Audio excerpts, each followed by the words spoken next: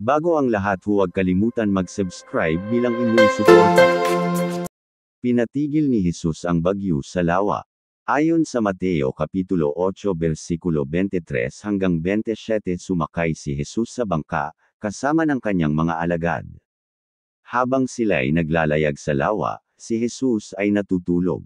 Biglang bumugso ang isang malakas na unos at halos matabyunan ng mga alon ang bangka. Kaya nilapitan ng mga alagad si Jesus at ginaisang, "Panginoon, iligtas ninyo kami.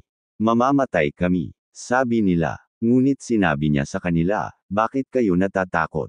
Napakaliit naman ng inyong pananampalataya." Bumangon siya, pinatigil ang hangin at ang mga alon, at bumuti ang panahon. Namangha silang lahat at sinabi, "Ano kayang uri ng tao ito?